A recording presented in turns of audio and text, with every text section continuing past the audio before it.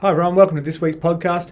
Today I've interviewed Rhian Allen, the founder of The Healthy Mummy, a business that helps mums stay fit.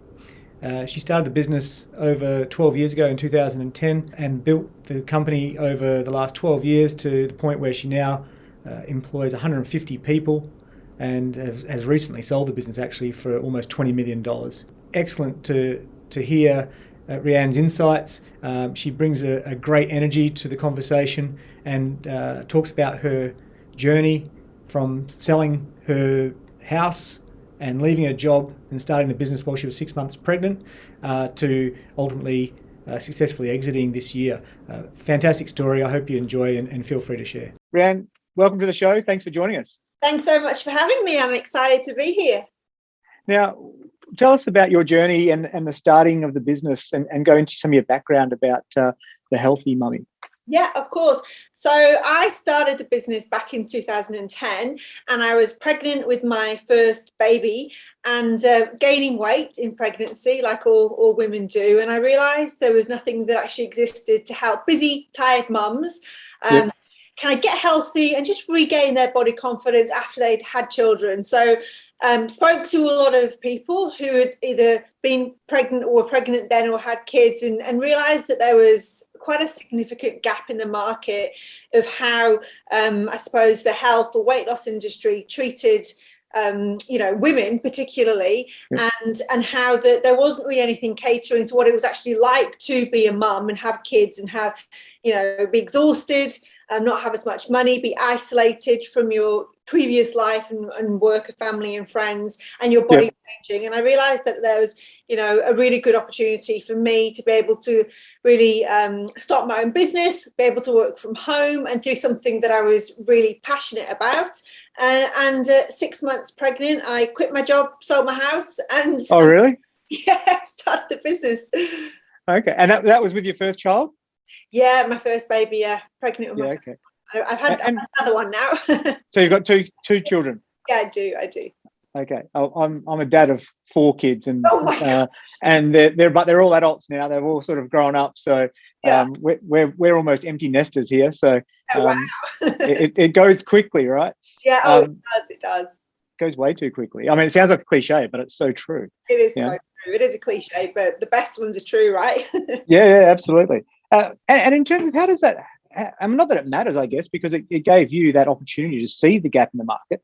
But how does such a glaring gap in the market come about? How is it not filled earlier, if that makes sense? Because I mean, this is not a new issue, right? This has been going on for a long time. How does it not get addressed earlier, or in that way? I think that today we hear a lot about businesses or people in business talking about niche, but I think that traditionally anyone who runs a business, whether it's a corporate business or it's any kind of business, their goal is always to make loads of money, right? So people always have that, and I meet people all the time who are still very much focused on that, and to them a niche is not a big pie. They kind of go, no, we want to go to all women, all people, and I think it's a common mistake or something that people fall into a lot about going, we don't want to limit our potential, because their eyes get big and greedy and they go, we want everybody. But it's a big world and there's lots of people out there, and you don't need to do a business that reaches everybody. You just have to do a really good one that serves a purpose and helps people, no matter what size of the audience that is. Yeah, finding that your tribe, if you like, of people that are going to love what you do. It doesn't really matter these days because businesses can be so global. It doesn't matter how specific it really is or how niche it is. You're going to find a big enough market to cover that. Yeah, absolutely. And I think it's also about doing. I mean, for me, it was very much about doing something that was good and useful. I really wanted to do that. Previous to doing this, I worked in advertising and media for about 12 years, and I would class that wasn't doing something useful or good. You're selling advertising space. So I really wanted to do something good with my life that also enabled me to be at home bringing up my kids. So I was really happy when I realized nothing else existed, because I was like, wow, I can really throw myself into this. And I was really passionate. It wasn't about making lots of money. It was about doing something good and that would enable me to be a mum who was still working, doing something she loved, but doing it from home. Yeah, okay. And just to set the scene in terms of making money, I mean, it did turn out to be a great business, right? This is a flip side of doing something that you love and you're passionate about. Do you want to tell us a little bit about that? So just to put a bit of context around how the business sort of grew. Yeah, no, absolutely. I mean, I genuinely had no idea when I launched it would turn into what it is today. Had no idea. And I think that for me, it was always about putting the customer first, doing something good and creating something that was sustainable for me, for my kids, and for the customers who were there. But as soon as I launched it back in October 2010, it resonated really quickly with people, and I was really surprised at how much organically it grew very quickly. And when I say organically, I don't mean that I was sitting back and not working, because it was enormously hard work. I mean, without having to spend a fortune on advertising and things like that. Yeah. So through word of mouth and through just customers talking and mums talking, it grew very quickly. But saying that, I didn't make any money for 3 years. So for 3 years of running the business, we didn't make any money. And the money that I had from selling our house was funding everything. And I was very much about, I had no idea about running a business or finances or accountancy. I just had a lot of passion, a lot of energy, and I wanted to do something good. So after the 3 years, when we finally turned a profit, I was like, hip, hip, hooray, this is amazing. This is It's exciting. Exciting times. But my kind of ethos of putting money back into the business, investing to grow it was kind of what I've always done. I never took a loan, or I never took any debt or anything like that. I just basically took all the money we kept making and putting it back into the business, asking the customer what it is you want to actually see from us. Like, what is it you want us to build? What is it you wanted us to make? And one of the big things they really wanted from us was a digital app. And back then I'd never done an app, didn't even really use apps. But I looked into how much it was, and I was like, holy moly, that's really expensive to do apps, but people wanted it. So I invested money we were kind of making through the business into doing that. And that was really that third, fourth year of, real step change for us, for profitability and for margins, because when you've got a digital product, a digital subscription product, the business suddenly becomes definitely not easier. Well, it's scalable, right? Scalable, and the margins obviously much better than on a physical product. But it was the digital side of the business ended up being has ended up being half of the business, really. And then we've got our product side of the business, which sells food products and shakes and supplements, nutrition products, and so on. So they kind of work really well hand in hand, but it's allowed the business to grow and to scale over the years, which has been fantastic. Yeah, and in terms of you exited the business recently, right? In terms of the sale, and that's. Can you tell us a little bit about that? That's public information, isn't it? Yeah, it is. So we sold the business to the Halo Food Co group back in March, and the real reason behind that was the Halo are a manufacturer. So and we've always used contract manufacturing. Up till now, and I must say that I have been exceptionally lucky to work with some of the best contract manufacturers in Australia. Really fantastic people who work with us on the formulas and the ingredients and making sure that it's just a really, really great product. But obviously with third-party contract manufacturers, you're going to pay a higher margin than if you're making it yourself.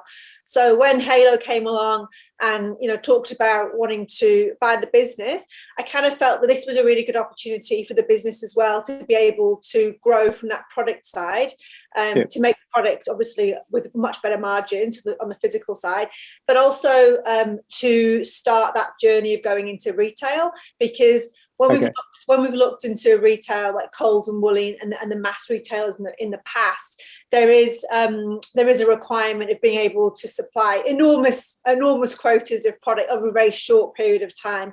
Now, when you're third-party contract manufacturing, that does make it a bit harder.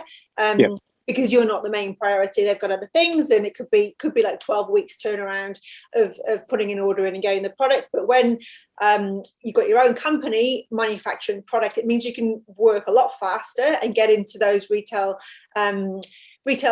sites from a big volume perspective. So that really interested me when they came to me, and I thought that was a really great opportunity for the business to be able to scale a business outside of just online, because online is amazing, don't get me wrong, love online. But being able to reach people in that foot traffic environment of going into grocery, I think, is a really big opportunity for the brand from a branding perspective, as well as marketing perspective, being able to reach more people. And that diversifies your risk too. In terms from a business perspective, you've got the digital side, which is fantastic, but then to have the physical presence, that de-risks a lot of the aspects on both sides. It's got different products. There's two different businesses within the one that are complementary, obviously. Yeah, absolutely. But it does, and then having that deal with the new partners, I guess, and is around shoring up those supply chains to be able to scale up and do the volumes that are needed. And the exit was close to $20 million, right? This is a big business. Yeah, no, it is. It's been. I'm always, surprised when people ask me, how did the business get to this? And it is a big number, and it has been a lot of work. But I think that for us, the business has always been about placing the customer as number one in what we do. That has enabled us to grow, and also to grow without making huge mistakes, because we have a big community behind the business, which means that it's a direct to consumer relationship. But it's an enormously active direct-to-consumer relationship. We have a private group with over 250,000 mums in, and each day there's thousands of posts from the mums. So it's a very much, they tell us what they want, or we might say, we're looking to launch a new flavour. Which of these flavours would you like? And they'll, you can get 10 to 12,000 people voting just in one day. Right. So it enables you to, it's like a real-time focus group, that's perfect, right? I mean, that's money can't buy that sort of stuff sometimes, and to be able to have that as part of your community is priceless. Yeah, it is, and it's been an enormous asset for the business over the years, as it is today. But I think having that direct to consumer relationship, so because I could come up with an idea, or you could come up with an idea, and we all think it's a great idea, but if the consumer doesn't think it's a great idea, then it's not a great idea, right? So I'm very much of the thinking of everything you do, you ask the consumer first, so you can either ensure it is a great idea, or find out that it might be a great idea, but in reality no one wants it. So it's not a great idea. So I've always been really big on that, and I think that it's helped guide me and the business over the years, so we don't make big mistakes on products or investing in things which people don't want. But you're getting real-time research, real-time feedback from people. That's priceless. Not every business can have that. No, right? That's true. That's massive. Yeah, from my past life in media, I remember it's the brands I used to work with used to talk about, we're doing a focus group with 20 people just to find out, if this new product launch is going to work, or this packaging design. And it always blows my mind, because I'm like, wow, they have to, and it takes them days, weeks to organize that, and there's so many people involved, and the cost involved is huge, and we can just do a post in our group within an hour, find out, okay, that's what they want. So that's just incredible. It is. It's incredible, and I think it's something that so many brands would give their right arm for, to have that community who's very vocal and will tell you if that's good or bad to do it. So it's very lucky with that. And how much, in terms of the business, since you started in 2010, how much has tech and analytics and those sorts of things changed, and how much have you brought that into your business? Because it's, you're talking about a 12-year time frame, and that was sort of early days in that space. And like you say, in the start with, you didn't even have the app or that sort. How much did that change the way you do business? I'm obsessed by analytics. I think that, for me, gut feel is super important. Don't get me wrong. And I go by that a lot, but I think analytics are so important, because they help you point you in the right direction, or they give you the backup for what your gut feel is. So I think it's really important.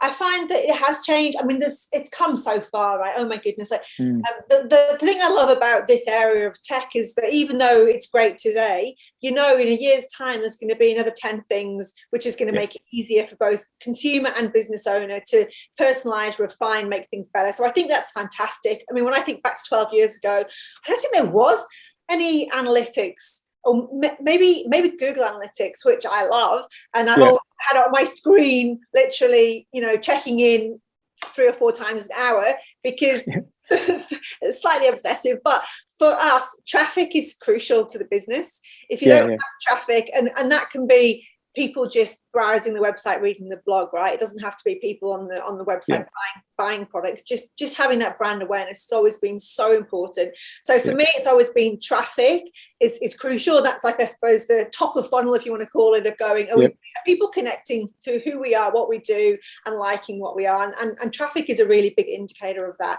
And whenever traffic drops, you kind of know, okay, either the stuff's not working you're posting, or Facebook algorithms change for the 10th time that month, or so something's happening. So it's really important to be across that. So Google Analytics is fantastic. Facebook, you'll hear a lot of people complaining about Facebook for a variety of reasons in business, but I think it's amazing. I mean, the ability it's given me and the business to do business is incredible. And I think that one of the things that I made sure back in 2010 is that I became a Facebook expert, right? Knowing, and I taught myself. I read blogs, I trial and error. I'm a big test and learn person. I just became the expert at it, so that now I understand Facebook so well. I understand how ads work. And I think that's critical, because Facebook is a juggernaut, right? It still is. Massive.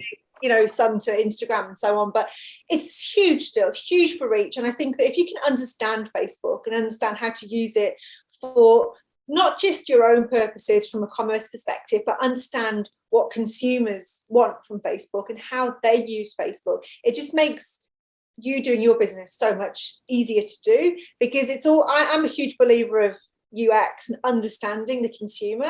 And if you don't understand the consumer, you can't sell them anything or provide them anything, because you just shooting blind. So I think Facebook has come so far with insights, analytics, what you can do on Facebook ads. It's incredible. And I think that, and when I compare it to something like Google ads, Facebook for me is still far and above the better advertising model over Google, because of what it allows you to do, and the kind of in-depthness you can actually get and connect with the consumer on Facebook versus Google. Which you just can't really replicate anywhere else, right? Can't. I always say I can't wait till someone does something new, because I love new stuff and I love learning and things like that. But no one's been able to do it yet. I'm sure somebody will at some point in the future. But today, Facebook for me is still kind of king, even though there are new things like TikTok coming through, which are really interesting and providing really, really great reach and cut through. Facebook is still way out in front. And in terms of Facebook, drilling down into a bit more detail, I guess, but with Facebook, have you noticed any changes with their ability to target consumers now with their different issues with Apple? Has that impacted you a little? It has, but there are ways around it. It's just, I think the thing with Facebook is that, Facebook is an evolution of a business, right? They change all the time, and you can either stamp your feet and shout about things that they do, or you can understand it and understand how you can evolve with it. So I've always been a believer of kind of, Facebook want consumers on the platform, and they want businesses on the platform, and they're not going to make it harder for us. They just have to evolve as a business. So I just kind of, you learn, you read, you understand, you test. And there's, like I said, there's always a way around something, but there's no point wasting time. I know a lot of people waste time complaining and, about Facebook and all the things. So why complain? You're not going to change it. Pointless exercise, right? Just get on with it. Get on with it, figure out a way around it, because it's that kind of, I suppose, solution focused kind of way I approach everything, is that how I've always done the business. And it's why I don't tend to kind of get concerned about something if something doesn't work, or you kind of move on. You just kind of learn from something that doesn't work and see it as an opportunity to learn, as opposed to complain. Okay, if we go back, talking about opportunity, if we go back to 2010, and when you first, day one in the business, you've sold your property, you've left your job, and you said you're 6 months pregnant on day one. How scary was that? Or was it?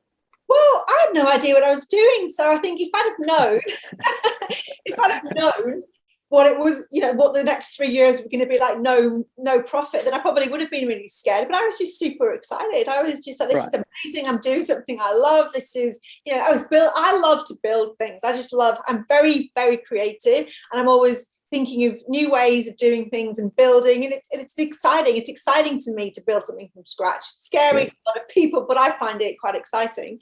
So no, I wasn't scared at all. I was excited about what I was going to do. I think after 3 years, and I remember seeing my accountant, and he's like, "Oh, you've got to sort this out." And I was like, "Oh my God, yikes!" It's scary. So, but no, I wasn't scared. I was excited and full of ideas. Yeah. But I mean, that's no small step. Selling the house to put into the business, that's not, I think probably 95% plus people don't do that. Yeah, no, I think, So what was it that made you think this is what I'm going to do, and you were comfortable with that? Yeah, well, I think that the way I genuinely thought about it was that this is my chance to have a go, right? I've always been entrepreneurial minded, really hardworking, lots of ideas. So I always kind of believed that I could do it, but I never left the comfort of my old job, right? Because it was a really well paid job, and it was just like you get that into that comfort of going, and you're not really sure what it is you're going to do, right? So when I kind of became pregnant and I realized, oh God, this is a new thing I'm on now, and this is a new way of life, and understood that there was a gap in the market. As soon as I realized that, I was like, this is what I'm going to do. I'm going to go for it.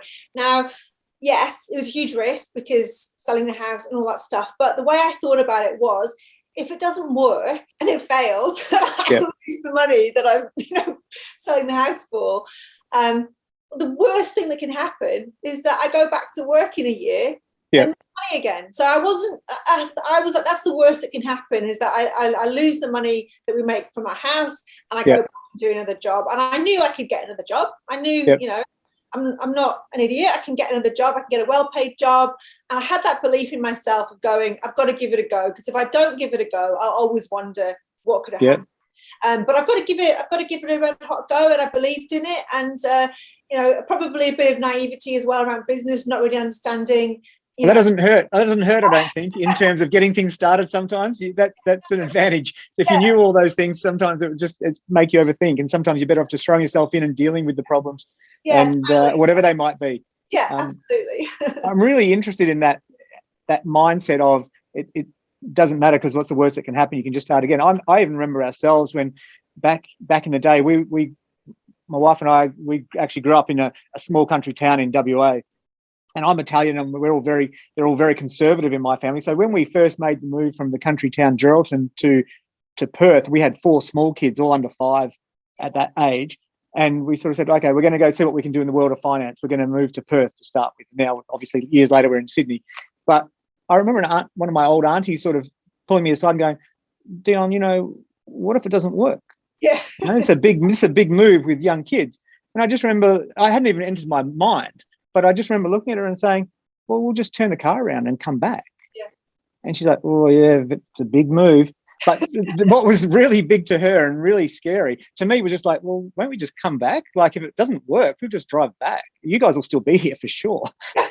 So that mindset, I think you see people with different mindsets, but you often see people really restrict themselves with the risk they're prepared to take, or they perceive a risk to be higher than what it is, versus, well, we'll just start again. It doesn't matter. It's not the end of the world, right? You live to fight another day. It doesn't matter. Yeah, absolutely. And I think that, don't get me wrong, money's important, right? Because especially if you've got kids, because you're responsible, you've got you have to be adult. You have to adult. Definitely. But there's a question about how much you need. And it's a question of, don't live your life in fear of what could be or couldn't be. And it's kind of if you go at it, what's the worst that can happen? You can get another job, right?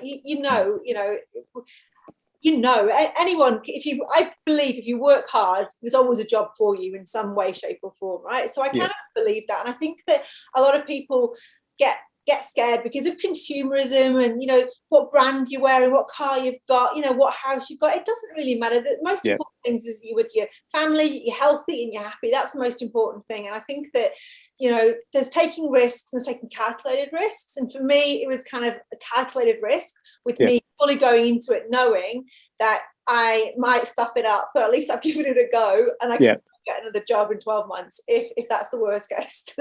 Yeah, because you're comfortable with what happens in the worst case. You start again, but that's far outweighed by the fact that you don't want to have an opportunity go by that you had real conviction in and believed in, and not find out if you could have made it or gone all the way with it. Yeah, absolutely. And I think I truly believe life's short and you've got to live it.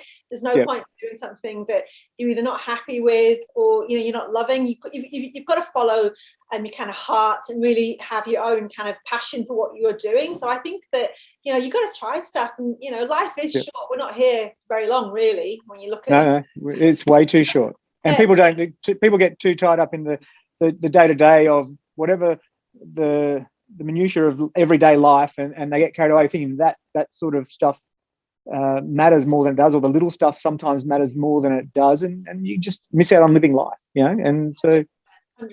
And it's sad, and I try and talk about that a lot, because I think having a positive mindset and an open mindset makes a big difference, because you don't want to look back and go, oh God, I was over that period, I was stressed all the time, didn't enjoy my family, didn't enjoy my life, because things can take hold of you, especially mentally, and make you just not enjoy everything. So I think it's really important to really be sure what it is you're doing, why you're doing it, and take some crazy risks if it means you're going to have a happier life. Yeah, I agree with that 100%. In terms of, as you've progressed through that journey, were there mentors along the way, or people that you sort of looked up to, and do you want to tell us a little bit about that side of things? Sure. Because well, it was funny because I've never really never generally had a mentor in business, just kind of trial and error, basically bumbling along, doing things. If those things work, something best way to learn. Yeah, it is, totally. I think I have an enormous respect for anyone in business, because I think anyone who has a business, whether it's successful or trying to be successful or in the middle, it's so much work, and I don't think anybody truly appreciates that who doesn't run a business, haven't started it, because it's all consuming, and we all smile and say it's great, but we all know it's enormously hard and it's very, very difficult. So I have an enormous amount of respect for anybody in business. There was a period from about probably it must have been 2015, 2016, where I did look to, should I get a mentor just to help me on some stuff? And there was a fantastic guy who worked with me for about 6 months called Tony Four, who is amazing. Like, I love Tony. He's what I loved about him is he was a very much strategic thinker and like a step back thinker, whereas sometimes you're so involved in everything you don't see what's right in front of your nose. And Tony was great for me. And I think the best thing I found about Tony was that he just had so much faith in me. And I remember saying to him, oh my God, Tony, like, how am I going to get from here to here? Because he'd say, you'd get to here to here. And I'd say, yeah, but I want you to help me do that. Like, that's what I'm paying you for. I want you to help me get from here to here, not ask me the questions. And he said, well, I don't have the answer, but I know you'll have the answer, and you'll come up with it, because you come up with different ideas all the time. And I was like, oh, Tony, that's not helping me. He goes, I know you'll do it. He goes, I know. And he was laughing. He was like, I know you'll come up with the answers you need, because that's who you are, and you just won't stop turning every stone. And it was, I think back then, it was just so nice to have someone have that belief and confidence in me. Yeah, right. Yeah. It was incredible. And me and Tony ended up still, in contact and everything, but he wanted to buy into the business. And at that stage, I wasn't ready to let anyone buy into the business. And he was a mentor. And he's quite well known, Tony. He's fantastic, but he wanted to buy into the business. But I just wasn't at that stage. So I was like reluctantly going, could you stay on as a mentor but not buy in? He goes, no, I'm only staying if you let me buy in. So which was I understand. But he was great. And I think it was just having that someone who, hadn't known the business very long, have this huge amount of confidence and faith in me. And it was great. Other than Tony, I've never had anyone for that little period, but it definitely helped me build confidence in what I said. And then I think even from today, I will say, oh, we'll do that. We'll be able to get there. You've got to figure out what you're going to do to get there. But there's always a way. There's always a way to do something. Yeah. need to. And that part of that's in the mentoring, or whether it's coaching, that type of process where, like you say, that the great coaches in that sort of any field won't necessarily give you the answers. They'll let you figure them out. They'll ask you the questions knowing that you will find the answers. And I think that's a really underrated aspect. I think in elite sport, people understand that process far better. Yeah. But in business, I think I understood to a point, but it's less well understood, I think, in many respects, that role of mentor or a coach type figure can play. And it's critical in terms of, it's just helpful to have someone to bounce ideas off and help you clarify your thoughts. Yeah, and he was, and I didn't understand that. I was kind of like, I'm paying for you to help me sort the problem. Help me. He was like, no, you're going to be able to do it. And I was like, but what am I paying you for? No, but that's good coaching in my view. It was good. He was great, and I think he's a fantastic guy, and he does so much stuff. But it was great to have that few months with him. I think it's about 6 months, and it was great 6 months. And it was we met once a week, and we had a very structured meet time and agenda. Things, and I did find it really helpful and really great having someone like him to help me. And do you find yourself now, as you've sort of moved to the other side of that journey in progressing your career and your business, that you're seen as a mentor or leader in that sort of field for other young aspiring entrepreneurs? Absolutely. Yeah, I do get I have been asked quite a lot to do that, and up until recently I've not had the time, but it is obviously because I mean I've done so much across all the different avenues of business, and I've learned so much, so I do feel that I'm able to help a lot of people because it's hard, so I am kind of quite excited about what the next stage for me will be, and kind of working with other people to help people as well, and just understand that you can do things. I'm a huge believer in mindset and having the right energy and that positive attitude. I think that's critical in any business, but especially if you're founded a business or you're running a business, you've got in any endeavor. Not even have to be business. Like I said, sport as well. You got energy and effort. That's half the battle won, right? Like if you play the right way, or if you do business the right way and really put everything into it, the scoreboard takes care of itself. Absolutely. I couldn't agree more, honestly. And I think that people need to understand that. People really need to understand that, because it is hard work, and hard work, will bring you results. But you've got to work hard. You've got to put the effort in. Yeah. What was the best bit of advice you were given along the way, if you look back?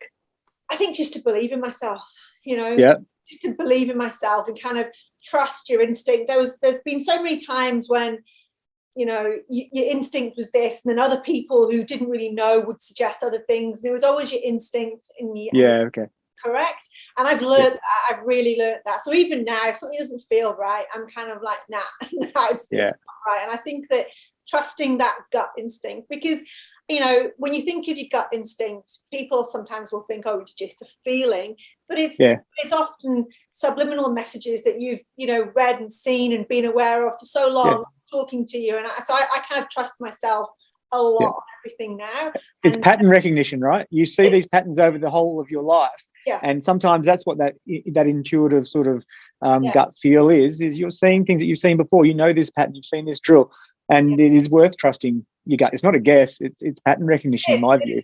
Yeah, it is. And what I will always say to people is that I'm not stuck in my ways. So I'm very, very open. If you can convince me otherwise, I'm all ears. But if it's not a strong enough argument, I'm like, nah, I'm going to go with mine. But I'm always open to it. And I encourage everyone to always say, talk to me about what you think. And then I guess it's just weighing up what they've said versus and then you have to make a decision. And that's making a decision, right? You've just got it's about finding the right answer. It doesn't matter who comes up with the right answer. It's about coming to the right conclusion in the end, doesn't however you come about it.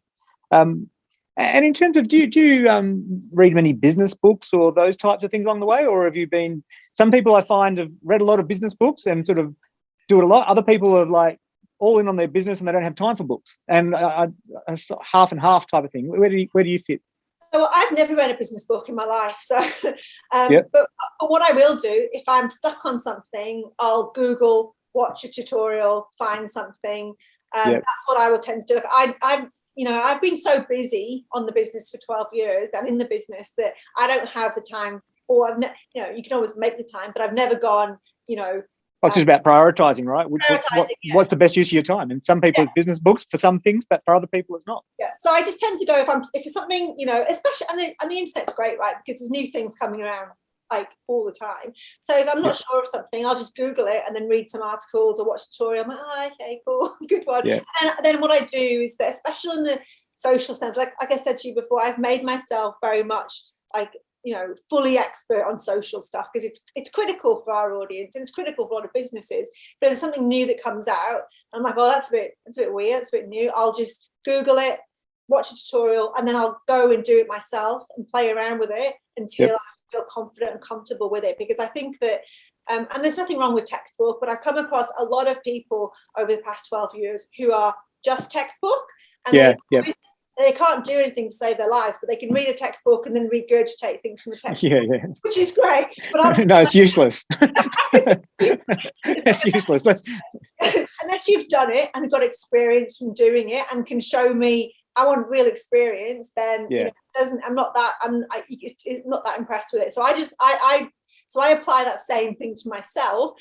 If there's something new, I'll learn it and I'll go and apply it, play around with it. So I've got real-time experience of it. And then if there's questions I've got because something's broken, it doesn't work, then I've kind of developed my own skill set as well about that thing. And I think that everyone in my team who's worked with me for a long time knows I'm a very hands-on person like that. I have never been a leader who just dishes it all out to everyone and walk away. Like, I always want to understand their job before kind of leaving them to do it, because I want to be able to help them if they need help, and and if they're away, I want them to feel that I know how to do that as well. So I've always been a very hands-on person, but not to say I'm smothering, because I'm not. I kind of very much about you go for it, but I think it's important for me as a leader, I've always been, is very nurturing and making people feel that they've got the support, because a lot of times there's so much new technology coming all the time. If someone is using a new email platform and they're stuck, and they're saying to me, I can't use this, I can't figure out this automation or that automation, I'll say, give me a couple of hours, I'm going to go and figure it out, see if I can figure it out, and then we'll go through it together. So they feel that I'm not just go and figure that out on your own. I'm very much involved, helping them and offering them a support role as well as a kind of leader role as well. And speaking of nurturing, your kids must be getting older now that you've moved into some 2010. I guess you've got a 12-year-old. 12 in December. So there you go. 12 in December. So let's say your kids come to you and want to start a business, entrepreneurial. They probably have already done that multiple times, I guess, these days. What's the advice you give to your kids on that sort of stuff?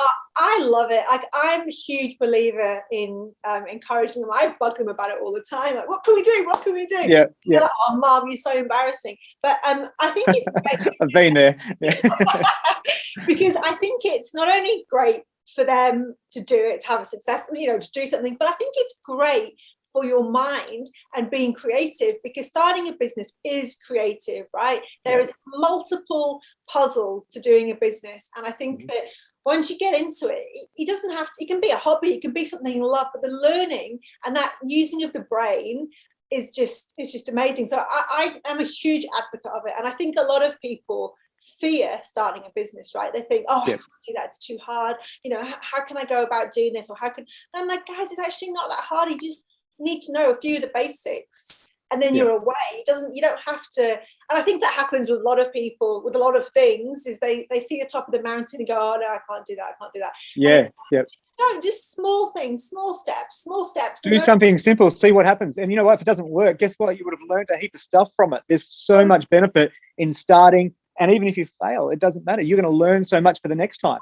Absolutely. And I think that's important as well, is that resilience. I think resilience is crucial in life, right? But in business, with kids, it's so important to build resilience. And in business, and I've done it a long time, you get so many setbacks. You get literally so many setbacks. It's like sometimes, and even now, if we get a setback, the team will be like, oh my god, and I'm like, well, tell me what it is. And then I'm like, oh, it's not that bad. That's not that bad. You just have to, figure out how it happened, move on from it. Don't just just bounce back, because the only way in life and business is to be happy and successful is you can't let bad things and failures or things that have gone wrong bring you down. You just have to go learn from it, you know, and move on. So I think that, so I try and teach my kids that all the time, and they think I'm a nutbag, and I'm always talking to them about being positive and upbeat and being resilient and coming up with ideas, and sometimes they work and sometimes they don't, but unless you try, you're never going to know. You've got to kind of try and get out there, and life's for living, not being, you know, fear of doing something new because you're scared it might fail, scared, you know, it won't be as successful as that one or that one. It doesn't matter. You just gotta, it's good for your brain and your mind to do new things. Yeah, and that resilience is critical, right? I wrote an article this week that I sent to clients, was around LeBron James, actually, the basketball player, and the way he talks about how he approaches the game, and it's they'll talk to him, how about this and this performance and what about that, and he'd always just say, I just stay even keel. I don't get too high when things are good. I don't get too low when things are bad. I just keep doing what I do, work on my habits. And it just sounds like athlete talk, but when you drill down and hear this guy talk all the time, it's what he lives and breathes, right? And you can just see that that's actually what makes him great at what he does. It's the fact that he's not getting carried away when things are going great. He's not getting despondent when things are bad. He just keeps doing what he does, and in the end it'll work out because he's working hard and he's doing all the things that have to be done. So that's critical. Yeah, I agree. I think that's such, you know, a fantastic attitude to have. And I think that, you know, trying to get people to understand that you've got to just be consistent. Consistency in anything in life is crucial. You know, it doesn't matter if it's tiny or it's big, you know, you have to be consistent. And I think that because of the internet and because of social media today and all that stuff, people want everything tomorrow or today. Yeah. You know, and there's this impatience that, you know, we see across our children and across just humans in general, that everybody wants things right now, but it doesn't work like that. Everything, it takes effort. And even people who have got incredible things have worked, you know, 9 out of 10 times, unless they've won the lottery, they've worked exceptionally hard over a long period of time to actually achieve that. And I think it's just having that consistent approach, and I agree, having, you know, that level-headedness of you know, and I always refer to it as kind of emotional intelligence as well, of being able to manage your emotions and not get overly stressed, don't get down about stuff. You have to manage your emotions, and I think that's something that you learn as well with how you get better at doing that, because you have to have that emotional intelligence to kind of know what to pursue and what not to pursue and what to move on from, and kind of, you know, understand that there's bigger things in life than what's just happened there. Well, if you're going to be successful, you've got to learn it. I mean, a lot of people actually will get to that point and it's too much, and that's when they just pull the pin, or they move on because they can't deal with the ups and downs or whatever it might be. But that's all part of it. I was interested in your comments around the kids and how, and as they sort of go into business. My kids at different phases have done different things in business or whatever it is when they were younger. And my 20-year-old daughter at the moment is starting like a business making candles from scratch or something like that. And as a dad who's now had a few kids go through different phases of that, I intentionally hold back, because as excited as I get for them and want to like become involved and help and do all that sort of stuff, because I mean business is my thing, right? And I see them doing it, I'm really excited. And I've realized over time, just through different things that I've seen the kids do, that at the end of the day, I take a step back, because they've got to be the ones drive it, not me.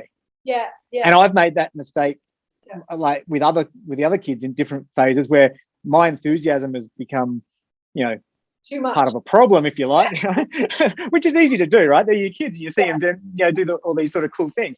But now it's like, okay, well, that's awesome. You do that, and I'm here whenever you need me. And you know, the biggest thing is to see if they keep sticking at it.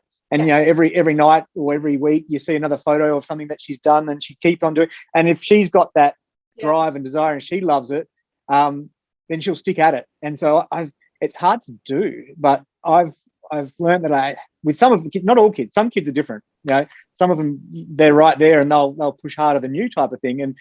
But I've just learned with other ones, you've got to back up. It's a really interesting one from the kids' perspective.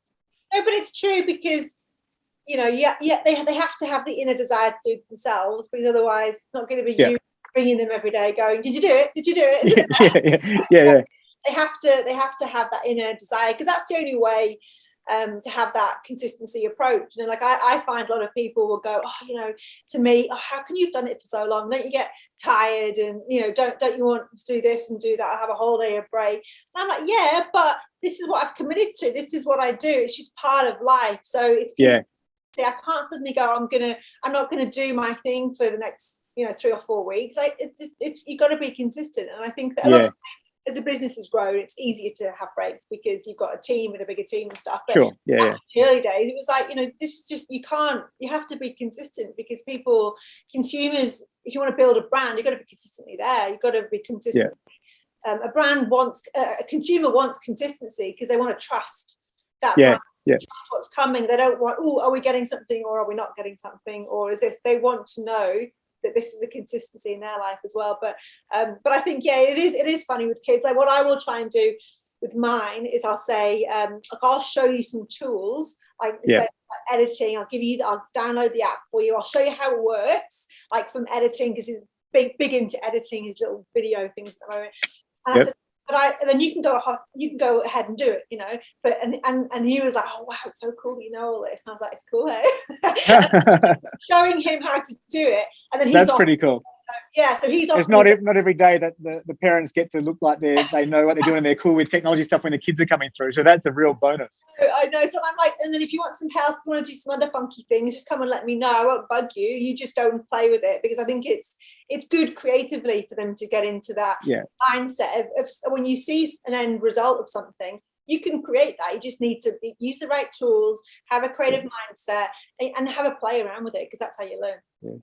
The most interesting question I got, just one last thing on this side of things. My daughter asked me, because I deal a lot with financial markets and the economy and that sort of stuff in sort of what I do. She said, well, if things are not great in the economy, is now, should I be starting a business? And that was like, well, I said, absolutely. Without a doubt, start the business and go for it while you're young and just learn everything you can. It doesn't matter if it doesn't work, do it. But that's something that I guess must go through people's minds. Should I start a business when things aren't good? But the reality is, great businesses come from bad economic times. It doesn't matter. You've just got to be all in. It doesn't matter. I mean, you would have started just after the GFC, right? Exactly. I started just before the GFC, which wasn't great. But and it doesn't matter. You just get on with it and do it. And there should never be that hesitation. But it's an understandable hesitation. But it's just interesting to hear her say that. I think that whatever you do a business, whenever you want to start a business, irrespective of the economy, it's all about, is there a market for that business, right? So if you're starting a business, if you want to start a business today, which is luxury 7-star accommodation in Sydney that's going to cost $10,000 a night, maybe it's not the best time to do it. But if you've got research that shows there is an upper echelon of the world who are still coming to Sydney and spending obscene amount of money, and you've got backing, from your research to show it, do it. So I think it's all about researching the market that you're going to go into, because there's always an opportunity and there's always something there, but it's all about, which comes back down to me of going, what does the customer or the consumer want and need? And if there's a market for it, irrespective of the time, it could be, goodness, I'm sure there'll be so many different budget things coming through to how to spend money on this and that. There's a whole kind of opportunity there if you're a budget focused business, or can appeal to a budget market, that will appeal as well. So I think it's always about what's your target audience, and is there a market for that, and can you find some research to give you the confidence to know, yes, that's good. And there's always research out there. If you your own research through online or whatever, there's so many studies out there, and most of them are pretty up to date within a year or two, that you can read about, learn about, and go, you know what, yes, that's a good market. And these days there's a lot of things you can actually just test pretty easily and see if you're sort of heading in the right direction without having big costs involved, just to start off, especially for younger people. Absolutely. That's the thing, I think, with the internet and social media today, there is so much opportunity. I think that a lot of people just perceive starting a business as costing an enormous amount of money, bricks and mortar and this and that. That doesn't have to be. Online has allowed entrepreneurs or anyone who wants to try something out to do things on a relatively small scale and a small amount of money, which I think is just incredible to have that option. you know, when I started the business in 2010, I started out, I mean, I look back at some of the first things I did and they're hideous, but, you know, I was able to do it quite quickly and without Yep. enormous amounts of money. And that's the beauty of the internet, and having the ability to kind of ship things without Yep. actually having a big, you know, warehouse or, you Yep. know, big office or things like that. I've got one last question. What's next? I don't know what's next. I've got, to be honest, I wake up every night with a different idea, and it's like it's Yep. torturing me because I do have lots of ideas. I'm kind of not sure whether I'll wait for a bit or I'll just go into something, or whether I'll do some consultancy. I'm just not sure. I like it. I literally wake up with a different idea, and I'm a shocker because I have so many ideas. My husband's like, "Oh my God, you are a nightmare." Notebook by the side of the bed, no doubt. No, I'll put it on my phone. Oh, on your phone, right? Yeah. I'm like, so I'm always, so I've got a couple of ideas that I'm looking into, and they're all the brand new businesses and stuff. But then also I'm getting quite a few requests to consultant stuff, and you know, so I'm just not sure. Everyone says I should just take some time off and just chill out for a bit, but it's just not in my nature. I like to build and do and stuff like that. So I'm just not sure at the moment. I'm kind of in different mindsets depending on time of the day. Oh, that's interesting. So you don't feel the need to have like a year off and just, you know, holiday and do all those types of things. It's on to the next, by the sounds of it, mentally. It's really hard because my brain is a super active brain. Like I find it very difficult to just downtime and relax. That's just who I am. And I've had so many people over the years try to get me to do yoga, and I just can't sit still. So, you know, I think I probably will go on a holiday with the kids and everything and do that. But I like to do stuff. I like to help people, and I like to build things. That's just who I am. So I find it very difficult not to do anything. So I don't know. It's kind of this weird time of my life, but I'm excited about it because you never know what opportunity. Someone might, you know, call me tomorrow or email me or something. I'm open to everything at the moment. It's kind of like I kind of see it as the world's my oyster, and I'm not sure what I'm going to do yet. Too many choices. That'll be the next problem. I know, it is. Oh, well, Rhian, thanks very much for coming on the show. It's been fantastic to talk to you and hear about the journey through the start of the business till now. And I really look forward to seeing what you do next. Thank you so much. It was great to talk to you, and it's been great. So thank you. Fantastic. Thanks, Rhian.